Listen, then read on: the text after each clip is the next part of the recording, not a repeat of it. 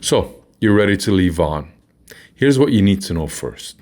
If you're living in Vaughan right now and thinking about upsizing, you need more space, perhaps a bigger backyard, or a different pace of life.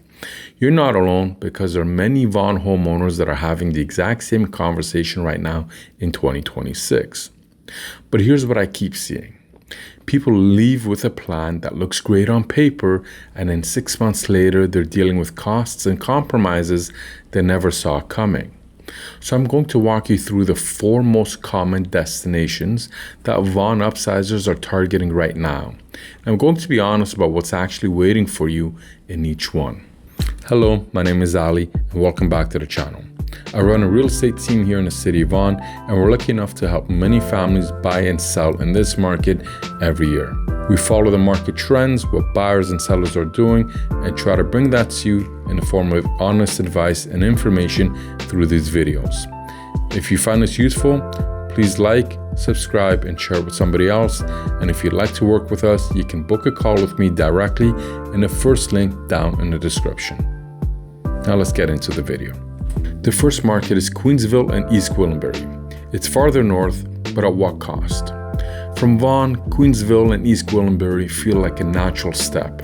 You're already comfortable with York Region, and the 4-4 is also familiar. And the promise of more land for less money is real. I get it. But here's the problem.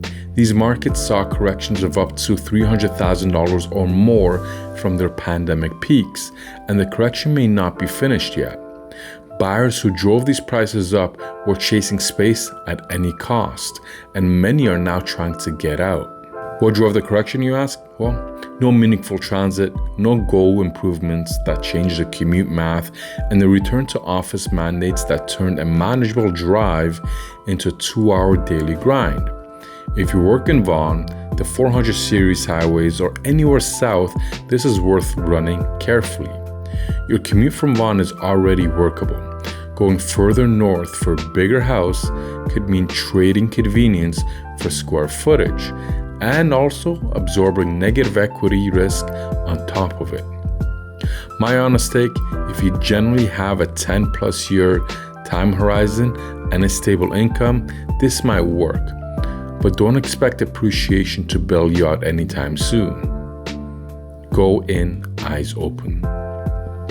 The second market we're going to talk about is Burlington.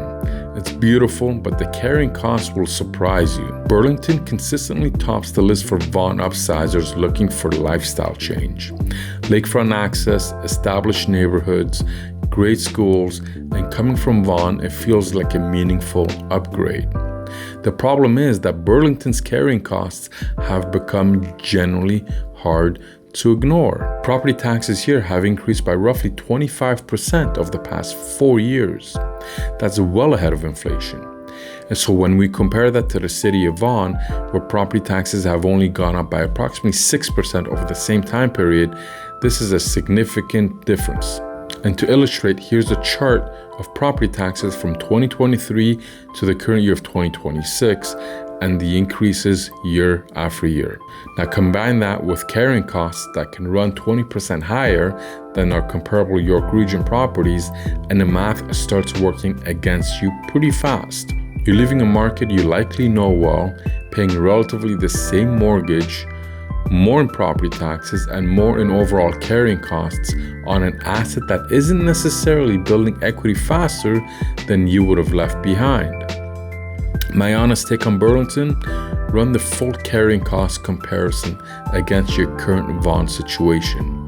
Before you fall in love with the lakefront lifestyle, the gap is bigger than most people realize. Brampton is often the first place Vaughan upsizers look when budget is the primary driver. The detached home prices are lower, you're staying close to the 400 series highways, and the square footage you can get is hard to argue with. But Vaughan buyers moving to Brampton are often shocked by 2 things once they're actually living there. First, it's auto insurance. Brampton consistently carries some of the highest premiums in the province. We're talking about $300 a month more than comparable markets in some cases. That's $3,600 a year before you've even touched the mortgage. Coming from Vaughan, which already has its own insurance considerations, the jump can be significant. Second is the gridlock. Vaughan residents are used to traffic, but Brampton's road infrastructure is being outpaced by population growth in a way that directly affects daily quality of life. If you're upsizing because you want a better daily experience, that part of the equation really needs to be part of your model. My honest take on Brampton, the purchase price is real, but the total cost of living there is different and it's higher. And the last market we're going to discuss is Oshawa. The value is real, but so is the infrastructure deficit. Oshawa was the move a few years ago. Big detached homes under $1 million, room to breathe, a real sense of value. A lot of Vaughan families made the jump east and it felt like they found the answer. In 2026, however, the build for that growth is arriving. Oshawa grew faster than the infrastructure could handle. Healthcare is strained, schools are overcrowded, and community services haven't scaled with a population growing at roughly 3% a year. If you're upsizing specifically for family, more space, better quality of life, room to grow, those gaps matter in ways that don't show up on a listing sheet. On top of that, Durham region approved property tax increases totaling over 5% for 2026 alone. That's a cost of catching up on infrastructure that should have been built years ago. And that cost lands directly on you as the homeowner. So compared to what you've likely built in Vaughan in terms of equity and community, the trade-off deserves serious scrutiny. My honest take on Oshawa is that long-term fundamentals aren't broken, but right now, you're buying into a city mid-correction and inheriting a deficit that affects your daily life and your appreciation trajectory simultaneously. So, where should a Vaughan upsizer actually go? Here's your honest summary. Queensville and East Gwillimbury, they carry negative equity risk. Buy only with a long-term horizon. Burlington is a lifestyle win with a hidden cost premium that catches people off guard.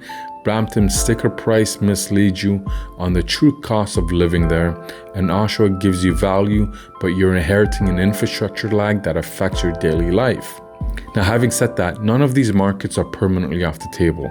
Conditions do shift, but right now in 2026, each one has a specific risk that you need to understand before you move. The upgrade that looks obvious on paper can quietly become a financial burden if you're not running the real numbers. If you want to walk through your specific situation, what your current Vaughan property is worth, what your budget actually gets you, and which markets make sense for your timeline, book a complimentary call using the link below. No pressure, just real numbers so you can make the best possible decision for you and your family.